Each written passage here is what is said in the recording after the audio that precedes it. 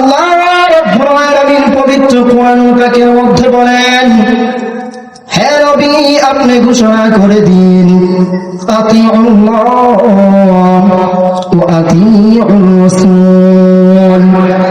হে নবী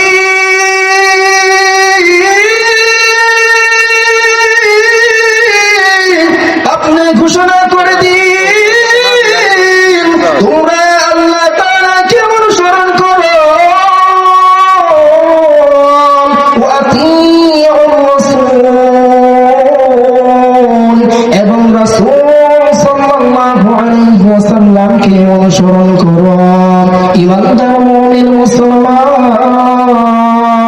আল্লাহ রাব্বুল আলামিন অন্য এক জায়গায় বলেন, কুল হে নবী ইন কুনতুম তুহিব্বুনাল্লাহ, হে নবী আপনি বলে দিন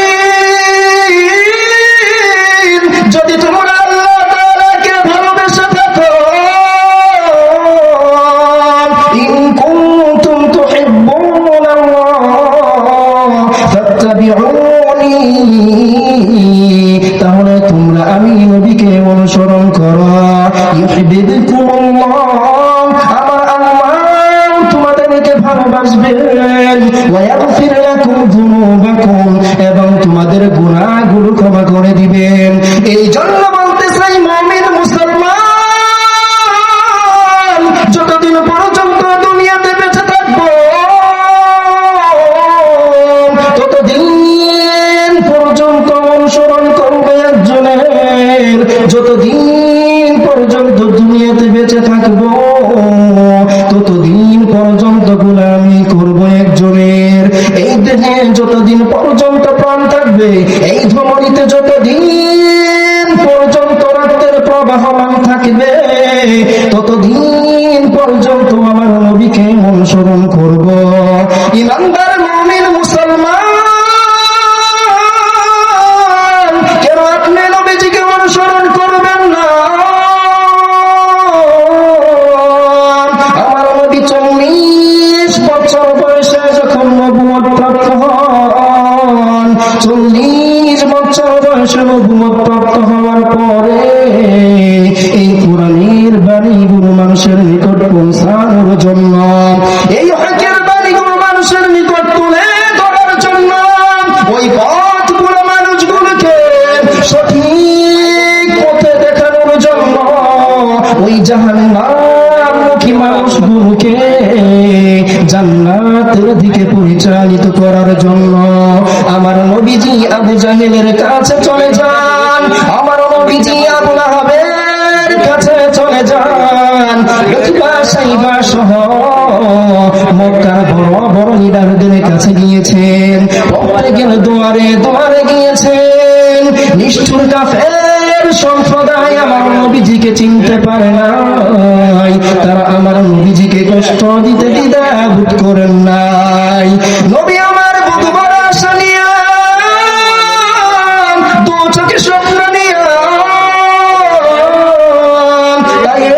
তায়েববাসীদের কাছে চলে যান।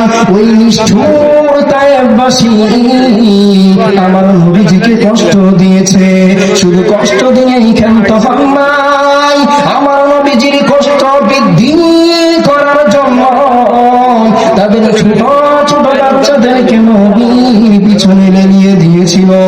আমার নবীজি যখন ওই তায়েবের রাস্তা দিয়ে যাইতেন, ওই সমস্ত ছোট ছোট বাচ্চারা নবীজির দেহে পাথর নিক্ষেপ করতেন, আমার নবীজি রক্তে রঞ্জিত হয়ে যাইতেন।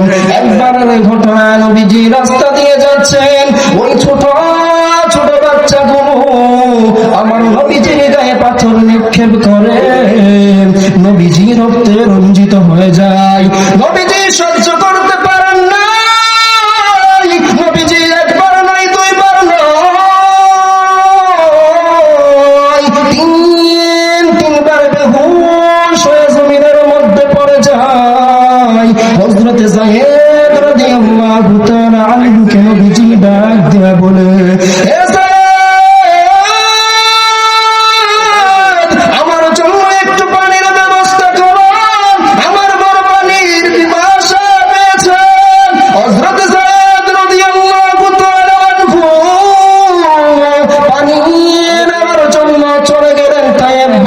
কাছে ওই নিষ্ঠুর তায়েফবাসী হযরতে যায়েদকে ডাক দেয়া বলে, হে যায়েদ, মুহাম্মদ হলো একটা পাগল, আর একটা পাগলের জন্য আমরা পানি দিতে পারবো না। হযরতে যায়েদ রাদিয়াল্লাহু তাআলা আনহু আমার নবীজিকে ডাক দিয়ে বলেন, ইয়া রাসূলুল্লাহ, ইয়া হাবিবাল্লাহ, তায়েফবাসী আপনাকে পানি দিতে অস্বীকার করেছেন। আমার নবী হযরতে যায়েদকে ডাক দিয়ে বলেন, এই তায়েফবাসী আমি নবীজিকে চিনতে পারে নাই।